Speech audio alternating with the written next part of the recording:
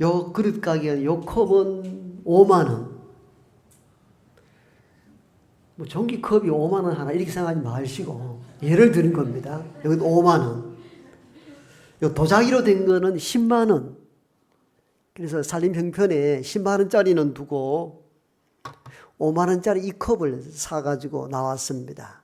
그 5분 뒤에 다시 가게로 들어갔습니다. 주인에게 이렇게 이야기합니다.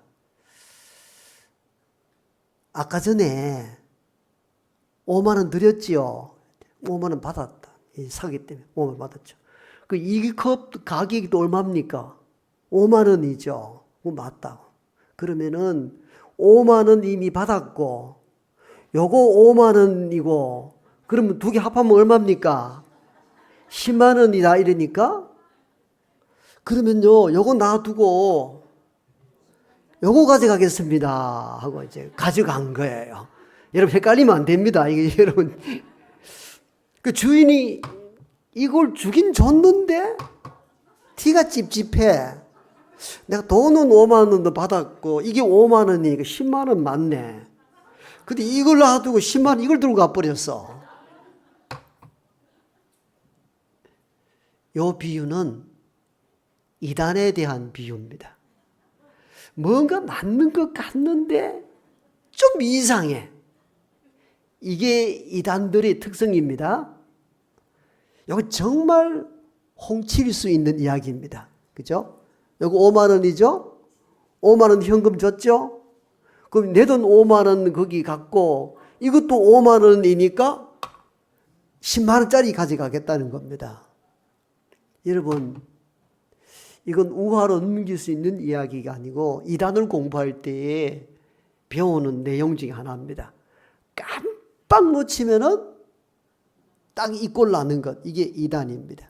그래서 이단을 달을 이자에 끝단자를 쓰기도 하고 또 달을 이자에 발을 단자 이렇게 해석하기도 하는데 이는 같아 보이는데 끝에 가서 좀 이상한 거. 처음부터 결이 다르면은 우리가 안 넘어가죠. 너무 홍칠 이유가 없습니다. 성경 이야기를 쭉 해 나가는데 끝까지 들어보면 이상한데 중간까지 가면 이게 뭔지 몰라. 이것도 5만 원, 이것도 5만 원, 합해서 10만 원. 그리고 5만 원짜리 놔두고 10만 원짜리 가져가 버리는 것과 비슷한 일들이 시원시원시 일어나요. 이를 갖다 이단이라 하는데 원래 이단이라는 원래 용어는 하이레시스라는 이 단어는 어떤 걸 선택하다는 뜻을 가지고 있어요. 성경의 많은 말씀 중에 어떤 한 부분을 내가 선택해 버리는 거예요. 종합적으로 보는 게 아니고 이걸 중립적 의미로서 이단이라 말하는데 우리나라 한자어로 번역될 때는 끝이 좀 다르다. 또 끝이 바르지 않다. 이게 이단들입니다. 원래 지난주가 우리 총회적으로 이단 경계 주일이었어요. 이는 원래 절기상에 들어가 있지 아니한데 오늘날 이단들의 폐해가 너무 심각하다고 느꼈던 총회에서 2011년도에 제정하여 지켜온 총회적으로 이단 경계주일인데 지난주 못한 말씀을 오늘 제 시간을 이용해서 분별할 수 있는 것, 이 부분에 대해서 좀 다루도록 합니다. 총회에서 이단 경계주의를 지키게 된 그 이유는 이단의 폐해가 심각하고 그 성도를 보호해야 되고 이단의 위험성을 지적하여 바른 진리 안에 살아가도록 돕도록 하기 위해서 이단 경계주의를 우리가 지키게 되었다는 것을 우리가 마음속에 꼭 기억하길 바랍니다. 오늘 우리가 읽었던 요한 1서 4장 1절의 말씀은 이렇습니다. 사랑하는 여러분들이여 영을 다 믿지 마십시오. 오직 영들이 하나님께 속하였나 분별하십시오. 많은 거짓 선지자가 세상에 나왔습니다. 그리고 보니까 초기 교회부터 지금까지 이단들이 있었다는 것을 의미합니다. 지금은 초기 교회거든요. 초기 교회에도 교회 안에 한참 잘 부흥하다가 위기가 도래했습니다. 그 위기가 뭐냐니까 잘못된 영들이 교회에 침투하게 됩니다. 그럼 초기에 이단은 어떤 특성을 가지고 있었는가? 영지주의자들. 영지주의는 사람을 이분법적으로 나눕니다. 영은 선하고 육은 악하다 여겼습니다. 그러다 보니까 예수님이 육신의 몸으로 이 땅에 온 것 자체를 받아들일 수가 없었습니다. 왜? 육은 악하다고 배워왔기 때문에 그 당시 사상이었습니다. 이런 이원론 사상에 빠졌던 사람들이 교회에 와서 믿기는 믿고 신앙생활을 하긴 하는데, 그래서 나름대로 학식도 있고 나름대로 유망한 분인데 영을 받았다 해서 이야기하는데 사도 요한이 보았을 때는 옳지 않는 거예요. 왜? 육신으로 온 예수 그리스도를 거부하는 거예요. 영으로만 예수를 인정하는데 육으로 인정을 안 해요. 육으로 인정 안 하는 이유가 어디 있다고요? 이원론적 사상. 육은 악하다고 봤기 때문에. 악한 몸을 입고 하나님의 아들이 온다고 볼 수 없었어. 이걸 교회 안에서 가르치기 시작함으로 말미암아 성육신하여 오신 예수 그리스도를 부정하게 됩니다. 그래서 사도 요한은 온 본문을 통하여 영들이라고, 다 특별한 것이 아니다. 영을 잘 분별해라. 그 가운데는 거짓이 있다. 이리하여 주신 메시지가 오늘 본문이기도 합니다.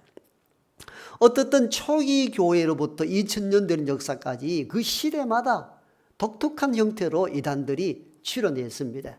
우리는 먼 과거 다른 이야기보다도 오늘을 살아가는 21세기 한국 교회사 속에서 나타나는 이단들에 대한 내용들을 잘 분별할 줄 알아야 합니다.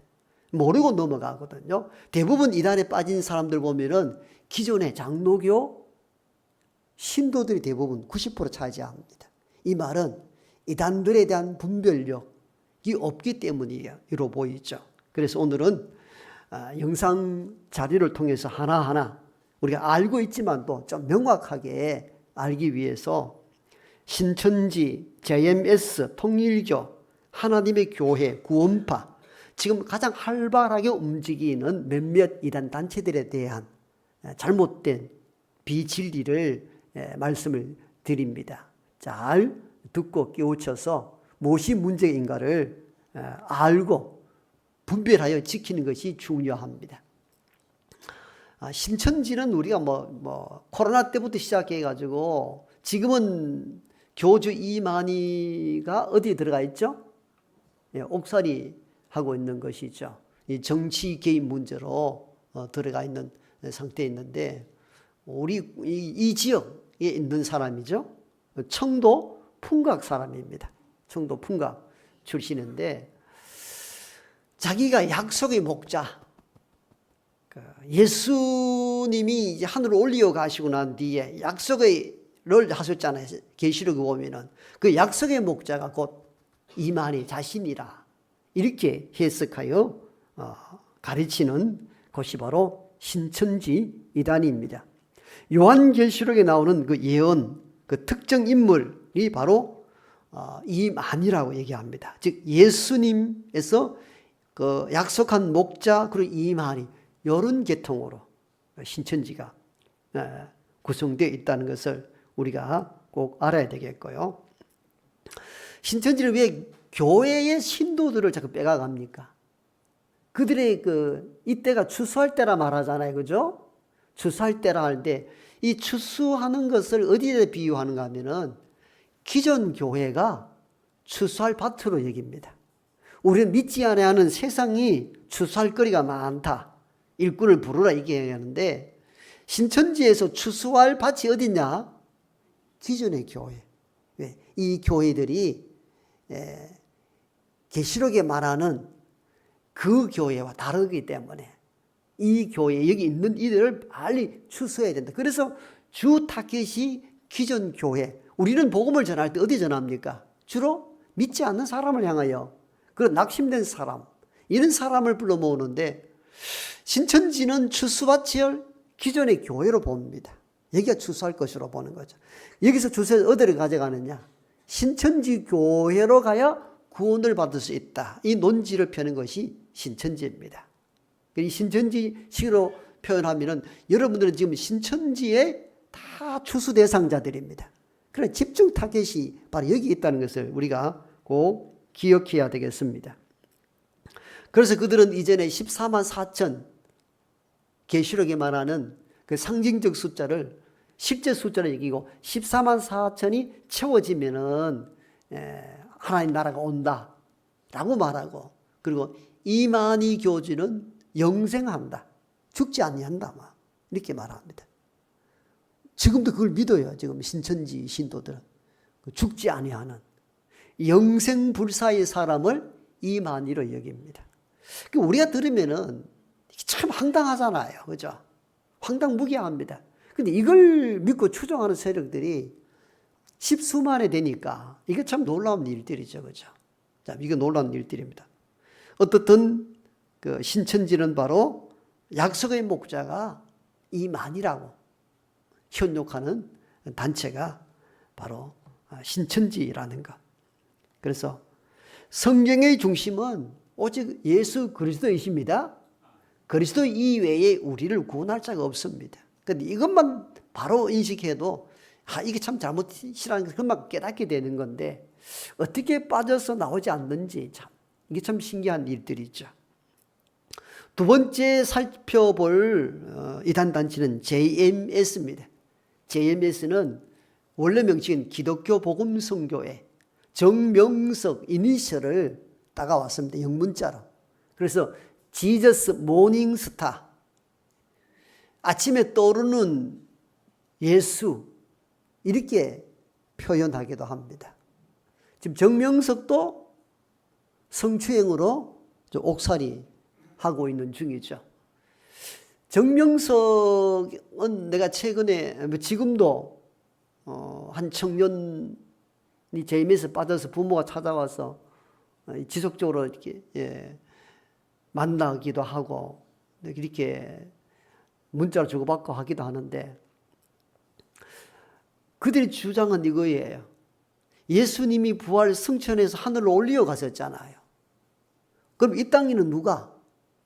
바로 이 땅으로 보내준 자가 JMS라 이렇게 얘기합니다. JMS가 바로 정명석이 그 예수의 영을 갖고 이 땅에 온 참된 목자라, 이렇게 헛된 주장을 펼치는 데가 바로 JMS입니다. 그래서 JMS를 통해서만 구원을 받을 수 있고 특별한 계시를 받을 수 있다, 이렇게 주장하는 단체가 바로 기독교 복음 선교회 주장하는 이단들의 내용들입니다. 그래서 그들은 성경만 아니라 JM의 정명석이 해석한 그러한 책을 교본으로 삼아가지고 그걸 믿고 따르는 무리들, 여기는 의외로 대학생 출신이라든가 젊은이들이 많이 여기서 이렇게 이단에 빠져서 삶을 버리고 가정을 포기하고 나는 이들이 굉장히 많다는 것을 우리 잊지 말아야 됩니다. 그래서 신천지는 약속의 목자 이만희고, 또 JMS는 특별한 계시자 정명석, 이걸 주장합니다. 주장하는 건 아주 뚜렷합니다. 한두 가지만 살펴보면은 뚜렷하다는 것을 알 수가 있고, 그래서 많은 여성도들의 어떤 성적 문제를 일으켰던 인물도 바로 정명석으로 이렇게 볼 수가 있습니다. 세 번째 간략하게만 살핍니다. 통일교입니다. 아주 오래됐죠. 우리나라에서 시작된 이단 종교인데, 문선명, 그리고 오늘날은 한학자, 한학자는 이제 문선명 뒤를 이어서 지금은 세 부류로 나눠졌습니다. 문선명의 두 아들이 각각 분파벌렸고, 한학자는 한학자대로 따로 통일교 단체를 이끌어가는 세 부류로 넘어져서 지금은 서로끼리 이제 재산 문제로 굉장히 다투고 있는 상황에 놓여 있습니다. 한학자는 방송에도 여러 번 나왔죠. 그 독신녀, 자기를 독신녀 이렇게 표현하, 독생녀 이렇게 표현하기도 하죠. 문선명 통일교의 이단의 핵심은 뭐냐면은 예수 그리스도가 십자가 사건으로 돌아가셨잖아요. 그 사건이 미완성의 사건으로 봅니다. 그 죽음으로 끝이 났기 때문에 문선몽이 참 부모로서 이 땅을 서로 회복해야 된다. 이렇게 관점이 다릅니다. 이게 통일교의 가장 큰 차이이기도 합니다. 그러니까 예수 그리스도가 이 땅에 오셔서 십자가를 지는 거룩한 일은 인정하지만도 십자가 죽음으로 거기서 완성시키지 못했다. 이렇게 주장하여 참 부모가 누구냐? 문선명이다. 이렇게 해석하여 지켜온 이단이 바로 통일교라 볼 수 있습니다. 바로 십자가의 완전성을 부인하죠. 그게 통일교의 가장 큰 난점이라 이렇게 볼 수가 있습니다. 그리고 네 번째, 오늘날 가장 많이 활동하는 것 중에 하나가 하나님의 교회입니다. 우리가 통일교라든가 신천지, 정명석 이거는 잘 알아요. 그런데 하나님의 교회는 잘 알지 못하고, 그런데 지금 가장 활발하게 움직이는 이단 가운데 하나가 하나님의 교회입니다. 판교에 우리 통합적 교단이 있는데 굉장히 크게 부흥한 교회가 있습니다. 판교 충성교회 한번 자료 있으면 한번 올려주실래요? 판교 충성교회 한번 볼까요? 이 성남시 핵심 요지에 우리 교단이 충성교회라고 이름만 대면 목사님도 이름 다 금방 알 수 있는 분입니다. 교회를 어마어마하게 크게 지었습니다. 수백억을 들여서 이 교회를 지었고, 교회가 11층인가 그래 돼요. 그런데 2014년도에 부도가 나고 하나님의 교회로 넘어갔습니다. 우리 교단에서는 야단난 사건 중에 하나이기도 합니다. 교회가 점점 부흥할 줄 알고 본당 규모가 3,000석, 11층 규모로 대부분 은행의 빚을 얻어서 저 교회를 세웠는데, 과거처럼 교회가 그렇게 숫자가 그렇게 성장을 하지 않아요. 결국은 돈을 갚지 못하여 결국 은행에 매각을 당하게 되는데, 일반 기업체는 교회 건물은 잘 사지 않죠. 구조가 독특하기 때문에. 본당이 워낙 3,000석 때 그걸 어떻게 쪼개서 사무실로 쓰겠습니까? 결국은 하나님의 교회에 넘어가게 됩니다. 지금 교회 해마다 수십 군데 부도가 납니다. 여러분, 우리는 이렇게 태평성수하고 있죠. 실제적으로 이런 교회들 무지개 수 많고 거의 대부분이 이단들 단체에 넘어간 것으로 통계적으로 다 나와 있어요. 왜? 일반인들은 교회 건물을 가져가기가 힘듭니다. 구조상 쓸 수 있는 구조가 아니기 때문에. 대부분 이단들은 또 교회를 세우기 힘듭니다. 왜? 데모가 많고 그렇기 때문에 기존 있는 교회를 다 인수합니다. 인수하는 교회들마다 거의 다 이단들입니다. 저 큰 충성교회가 바로 하나님의 교회로 넘어갔는데, 하나님의 교회는 어떤 교회냐? 안산홍으로부터 출발했는데 안산홍은 죽었고 지금은 장길자가 그 대신합니다. 그래서 자기를 어머니 하나님 이렇게 표현하기도 합니다. 제가 전에 잠시 예화를 드렸죠. 우리 교회에 나오는 등록한 신자 중에 내가 상담을 해보니까 옛날에 하나님의 교회 다녔다 하더라고요. 근데 거기 갔다가 어떻게 나오게 됐냐 했더니 하도 적극에 전도해서 교회는 다 똑같은 게 아닌가 싶어서 가서 교육을 몇 주 받았는데 마지막 교육은 그런 교육이더랍니다. 영상에 어떤 사람이 여자가 딱 나오는데 저분이 하나님이라고 그렇게 가르치더라는 겁니다. 자기는 한 번도 교회에 가본 적은 없지만 이건 아니다. 이 말도 안 되는 얘기를. 그래서 교육을 마지막 받고 털고 나왔어요. 그러다가 우리 교회 권사님 통해서 전도 받아가지고 우리 교회 지금 나와서 잘 다니고 있어요. 그 하나님의 교회 그 장길자가 어머니 하나님이야. 어머니 하나님. 근데 이걸 믿고 따라요. 지금 하나님의 교회가요, 곳곳마다 저는 교회를, 건물을 구입해가지고 지금 곳곳마다 얼마나 크게 번성하는지 몰라요. 굉장히 위험합니다. 근데 그걸 다 추종하고 따라요. 그들이 주로 뭘 이야기하는 줄 아세요? 실제 이분들이 전도를 받아보신 분들은 유월절을 아십니까? 이게 이제 주 테마입니다. 안식일과 유월절을 강조하는 주 이단이 하나님의 교회입니다. 유월절을 아십니까? 유월절 아십니까? 아시죠?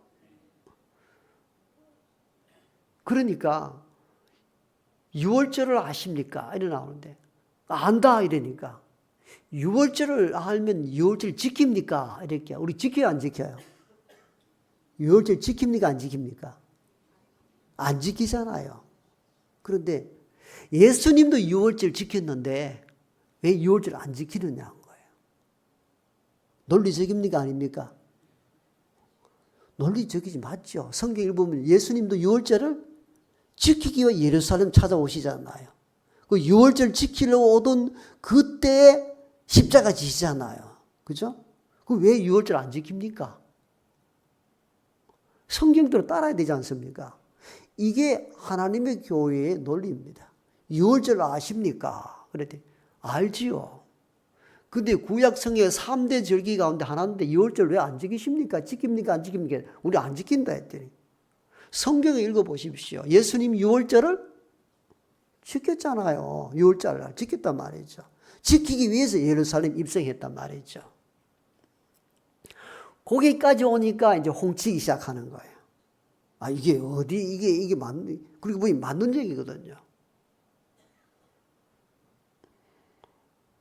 여러분, 오늘날 유월절 지켜야 합니까? 안 지켜야 합니까? 내가 하나님의 교회에 신도라 하고, 여러분들은 홍치기 한번 해볼게요. 예? 유월절 아십니까? 예, 모르면 안 되죠. 유월절 지킵니까? 왜 안 지킵니까? 예수님도 지켰는데요. 그러니까 그다음부터 작업이 이제 안 되는 거야, 이제. 예수님 지켰다 했는데 우리가 뭐라고. 근데 여러분, 유월절 의미가 뭡니까? 10가지 재앙이 일어날 때에 양의 피를 바른 집은 죽음이 지나갔잖아요. 그죠? 그 유월이라는 것은 넘을 유자에 다몰자 쓰잖아요. 담을 넘어섰다. 죽음이 넘어섰다. 그 영어로는 패스 오버예요. 패스 오버. 이게 유월절이에요. 유월절 지키는 의미가 뭐예요?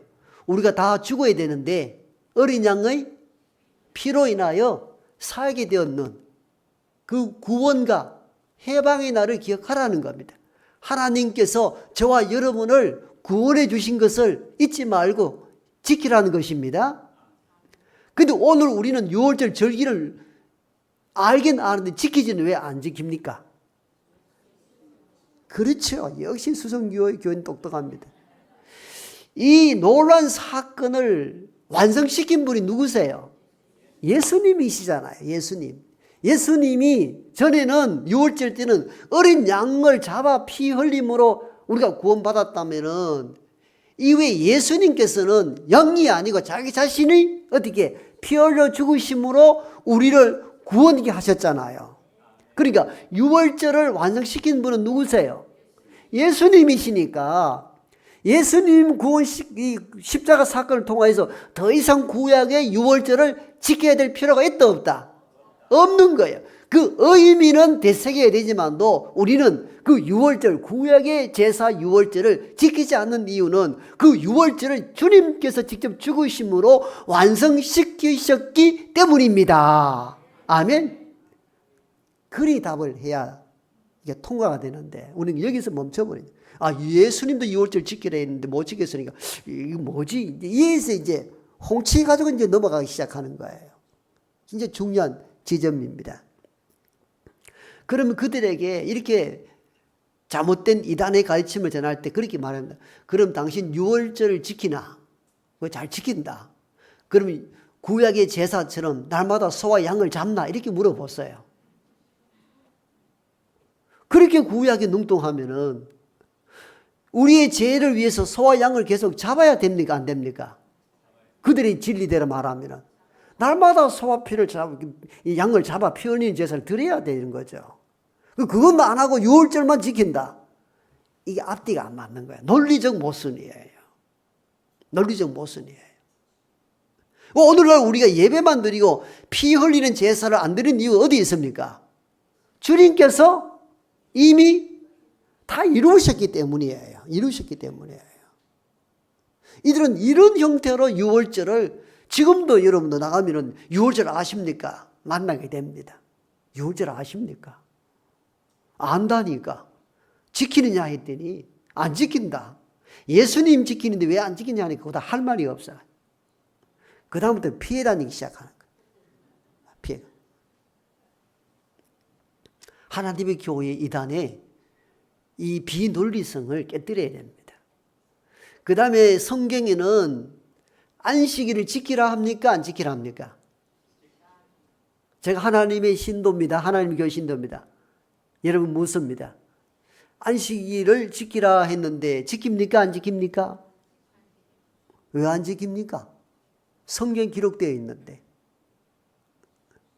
그들이 전도하는 건 딱 두 가지입니다. 안식일 지키냐, 유월절 지키냐, 이 두 가지입니다. 왜? 성경에 기록되어 있기 때문에. 십계명이기도 하잖아요. 그리고 우리가 안식일 대신 주일을 선택한 이유는 뭡니까? 주님께서 이루신, 부활하신 그날을 기념하여 지키기 때문에 안식일 의미를 다 가지고 와서 지키는 것입니다. 안 지키는 것도 아니잖아요.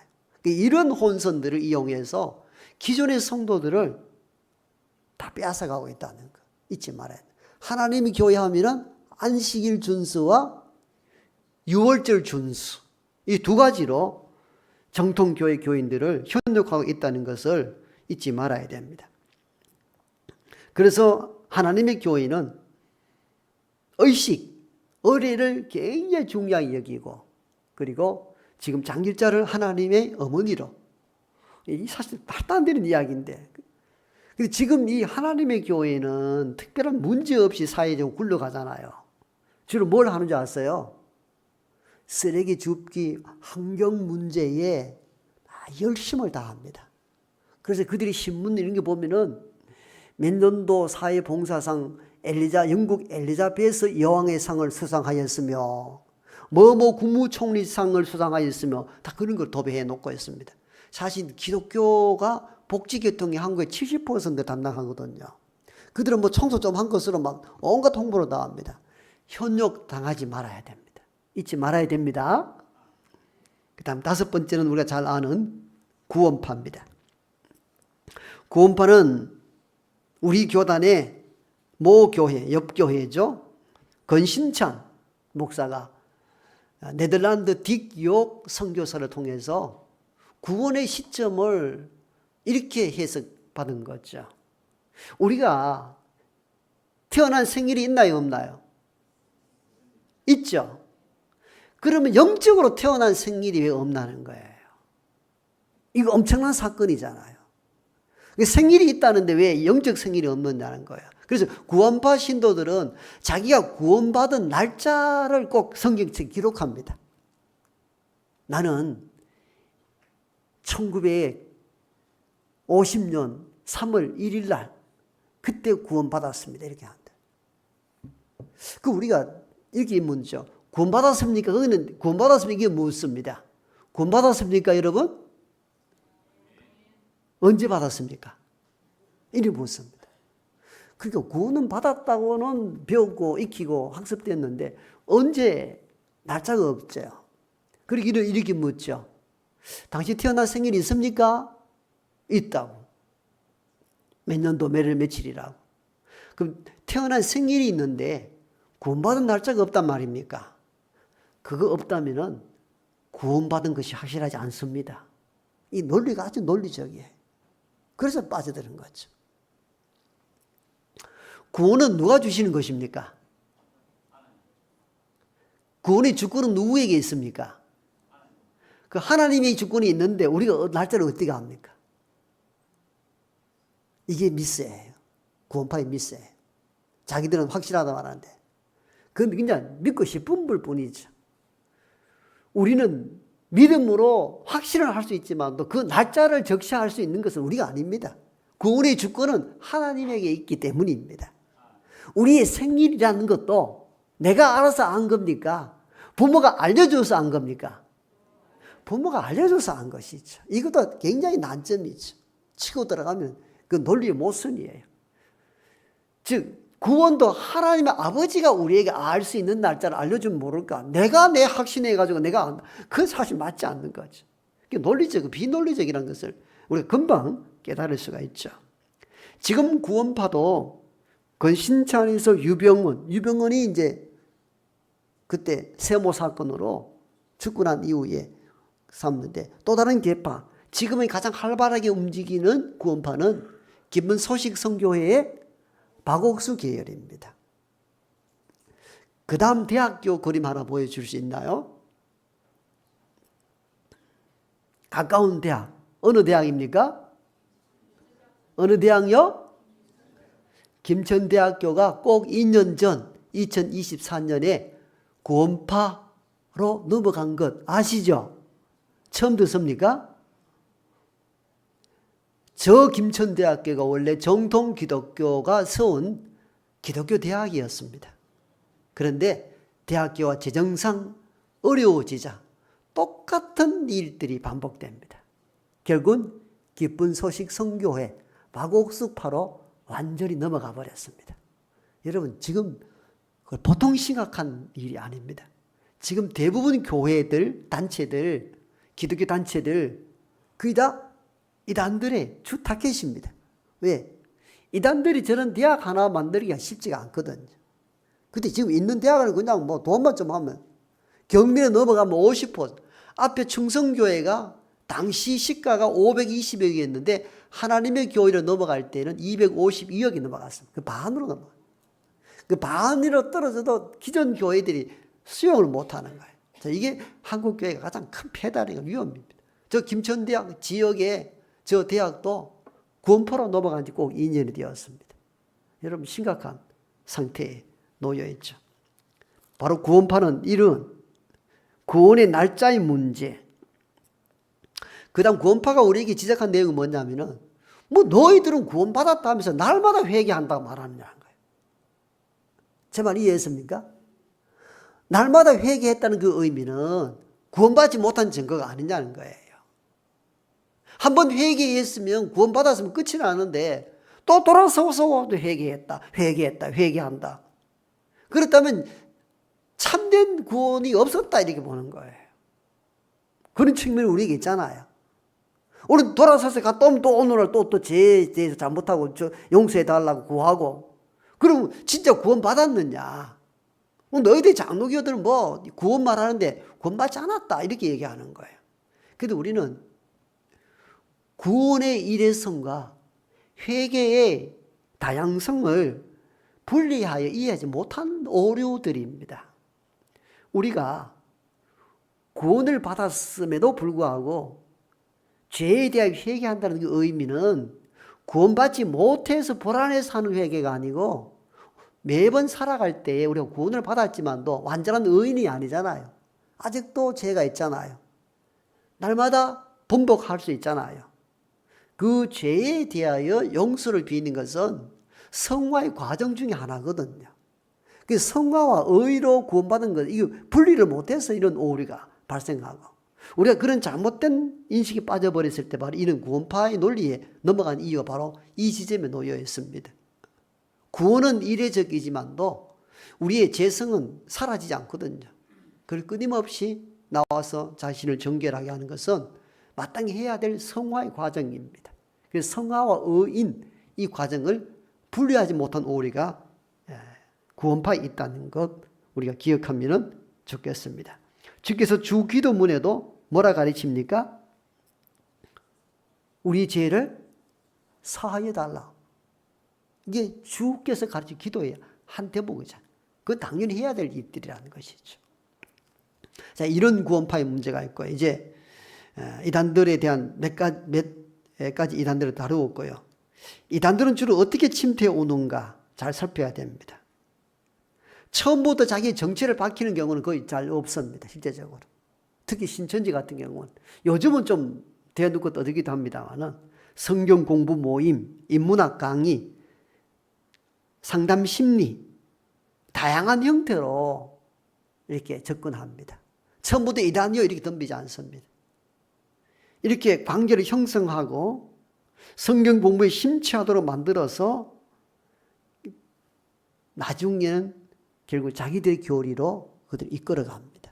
이런 패턴으로 기존의 신자들을 유혹해 간다는 것을 우리가 늘 잊지 말아야 됩니다. 그래서 좋은 것이 있다, 들을만 하더라, 배울만 하더라, 이런 부분들도 꼭 교회 교육자를 통해서 점검받고 정통성이 있다 느낄 때 그때 가도 늦지 아니하니까 섣부리게 몰래 배우고 무료 성경이다 하여서 다니면은 미혹에 빠질 위험이 상당히 크니까 유념하셨으면 좋겠습니다.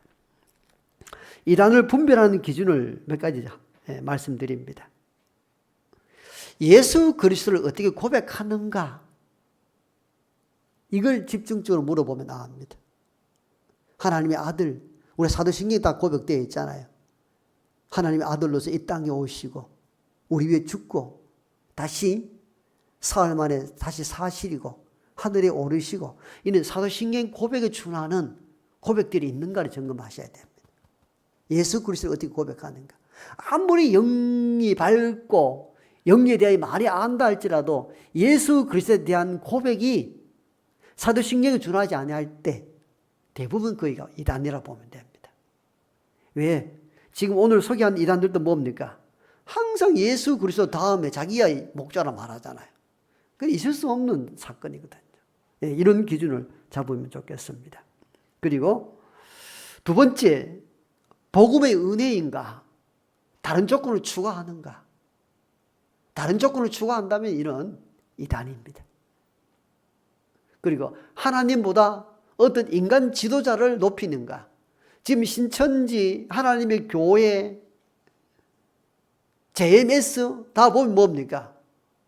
다 하나님께 준하는 위치를 부여하잖아요. 그거 다 위험한 부분들입니다. 네 번째, 성경의 권위를 인정하는가. 성경 이외에 덧붙여 놓은 어떤 해석서가 있다면 이 또한 이단이라 보면 그게 가능합니다. 마지막 다섯 번째는 열매와 운영 방식이 성경적인가. 신천지도 그렇고 JMS도 그렇고 나무는 열매를 보면 안다고. 그들의 운영 방식을 보면은 이게 이단인지 아닌지 구분이 됩니다. 이런 다섯 가지 테마로 이단들을 경계할 필요가 있습니다. 마무리합니다. 우리 질병은 몸이 연약할 때 찾아오죠. 영적 질병도 영적으로 연약할 때 찾아옵니다. 집에 괴로움이 많다든가, 해결되지 않는 어려움이 있다든가, 교회가 어수선하다든가, 그럴 때 대부분 이단들이 침투합니다. 몸이 연약할 때 침투하는 것과 똑같은 이치입니다. 영적으로 내가 병들었을 때 대부분 그때 미혹에 빠질 위험이 상당히 크다는 것을 알아야 됩니다. 그러므로 저와 여러분들이 영적으로 건강하셔야 됩니다. 성경에 입각하고 기도하는 삶, 예배하는 삶, 봉사하는 삶, 이런 건강한 신앙생활이 유지된다면 외부의 이런 이단들이 침투해도 막아낼 힘이 생기는 건데, 주로 넘어질 때는 언제입니까? 내 육신의 몸이 아니라 영적인 몸이 병이 들었을 때 쉽게 침투가 되어 무너지게 만듭니다. 지난주 이단 경계주의를 우리가 지나가면서 이단의 위험성을 알고 내 자신뿐만 아니라 우리 자녀들, 교우들이 이단의 현혹에 넘어지지 아니하도록 깨어서 기도하고 돌아볼 수 있는 우리 모두가 되기를 소망합니다.